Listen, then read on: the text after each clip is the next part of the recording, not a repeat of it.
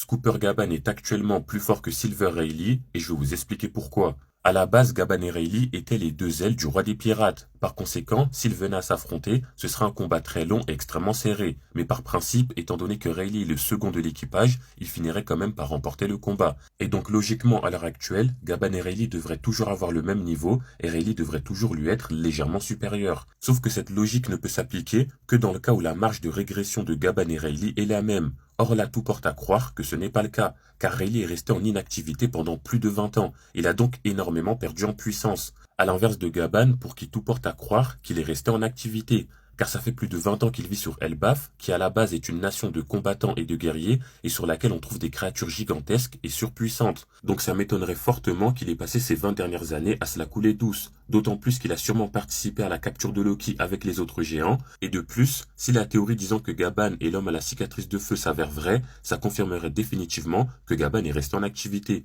Et d'ailleurs en parlant de cette cicatrice, il ne l'avait pas à la dissolution de l'équipage de Roger. Ce qui prouve bien que Gaban a continué à combattre, même après avoir quitté l'équipage de Roger. Donc vous l'aurez compris, mais si Gaban est bel et bien resté en activité durant ces 20 dernières années, il a forcément beaucoup moins perdu en puissance que Rayleigh, et il est donc de ce fait plus fort que ce dernier.